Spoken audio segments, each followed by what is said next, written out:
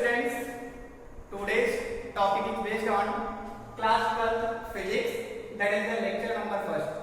And today we will start the chapter number first, that is Coulomb's law and electric field. If we are going to discuss these topics related to chapter number first, then all the topics will move around one word, that is charge. So first we will start with charge. Basically, charge is the property of any molecule or atom, or we can say simply a substance, because a substance is formed by the molecules and molecules formed by the combination of atoms. So if we are studying about charge, then already and always I will say that atoms.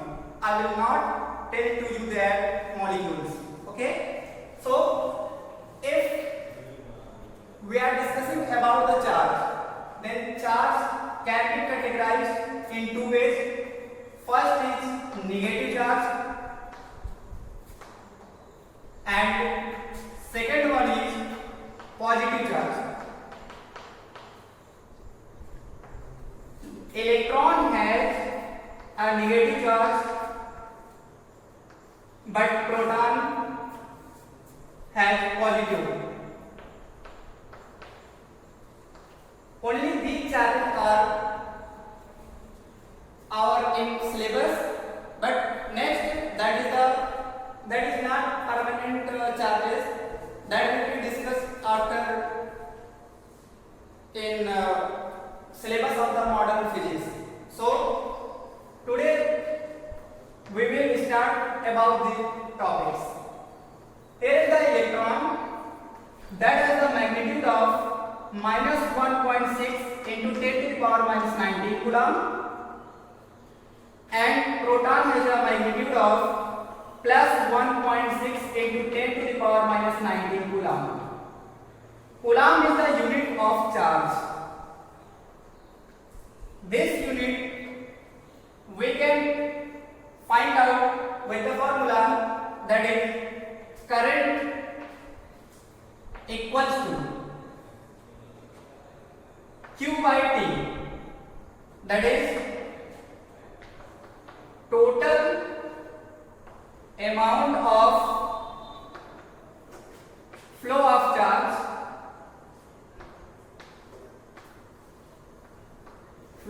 charge in per unit time, that is current, and current is denoted by letter I, that's equals to Q by T, and this charge that is denoted by Q, if we want to calculate this unit, then Q equals to I into T, and we know that the unit of current is ampere and the unit of time is second. So unit of charge is ampere into second, that is coulomb. Okay? So here we can further discuss about these topics. So we will start with the topic ampere. Basically, Ampere was a scientist. The topic ampere is basically ampere is the unit of current, that is firstly given by the ampere. This unit has discovered to measure the amount of current that is flowing in any electric wire, or we can say electric circuit. So to find this unit, ampere done a practical, that is if two different wires are present in a vehicle which has an infinite length and separated by the distance of 1 meter. If the same amount of current is flowing in both wires, and then a per meter length of these wires 2 into 10 to the power minus 7 Newton of force is generated, then we can say the flowing current in these wires is equals to 1 ampere. That is the unit of current. Now, with the help of this unit, that is ampere, will help to calculate the unit of charge, that is coulomb, which we had discussed previous topic. And now, if we are going to discuss coulomb.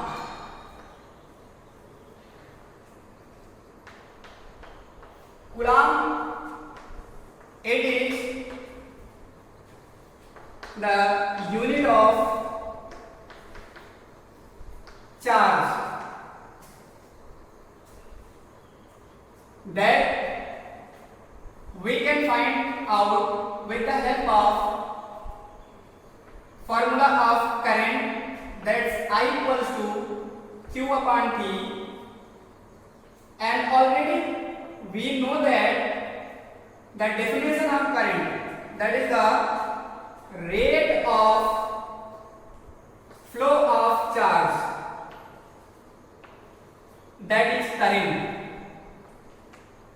Further we can define it, that is the total amount of charge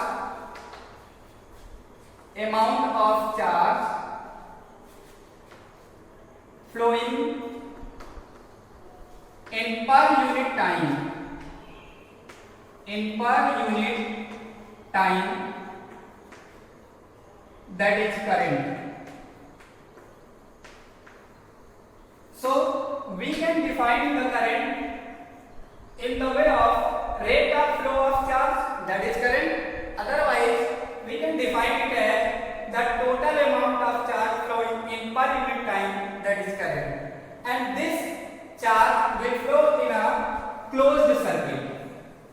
In class 10, we studied about the closed circuit. That means if charge is flowing one terminal in a electrical circuit and it should be go to the next terminal, that should be positive and it will start from negative. So we can say if the charge will go from negative to positive, then current will flow positive to negative, because current will flow in the opposite direction of the flow of electron. So that is the coulomb and it is the unit of charge. In the next topic, we will reach the Coulomb's law, that is given by Coulomb. Actually, Coulomb's law stands for the nature of the charge. Nature of charge, that means what happens if two different or like charges present together at any place. It will attract or repel. That is the nature of charge. So, according to Coulomb's law,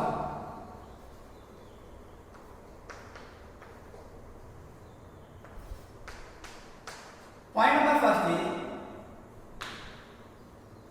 the charges is present with a distance r. Suppose that the distance between these charges is r. The force between the charge q1 and q2 will be directly proportional to the magnitude of these charges. Multiplication of magnitude of these charges. That means Fe directly proportional to Q1 into Q2. F means E for electric, F means force, that means electric force is directly proportional to Q1 and Q2. Suppose that this is the equation number first. And in next way, if we are telling that these charges Q1 and Q2 are apart from distance r, then the force between these charges will vary by varying the distance r. Then we can say here, according to Coulomb's law, the force acted between these charges will be inversely proportional to the square of the distance between these charges. That means Fe directly proportional to 1 upon r square. There are two ways to read this. First is Fe directly proportional to 1 upon r square. Otherwise we can read it as Fe inversely proportional to r square. If we are telling that directly, then 1 upon r square. If we are telling them inversely, then directly tell that r square. So suppose that this is the equation number second. By the equation number first and second, we can write here from equation first and second. We can see here left hand side of these equations are same. So we can say there is a relation between equation number first and second. So we can write here Fe directly proportional to Q1 Q2 upon r square. And if we are going to remove this proportionality sign, then it will take a constant, that is the proportionality constant K. Fe equals to K into Q1 Q2 upon r square, that is the Coulomb's law. And here is the K equals to proportionality constant. Proportionality constant. And it is equal to K equals to 1 upon 4 pi epsilon naught, and that is equals to 9 into 10 to the power 9. And here is the another physical quantity, that is epsilon naught. Epsilon naught is the permittivity of vacuum. Permittivity of vacuum we will discuss after some topics about this, but we are going to write this statement in place of K. So this formula will become Fe equals to 1 upon 4 pi epsilon naught Q1 Q2 upon r square. That is the general formula of the Coulomb's law. There is a question in our mind, that is, what is the value of epsilon naught? Then we can find it and we can calculate it by the formula. If we are going here to calculate this formula and the value and the magnitude of the physical quantity epsilon naught, then we can see here K equals to 1 upon 4 pi epsilon naught, that is equal to 9 into 10 to the power 9. And we can write here epsilon naught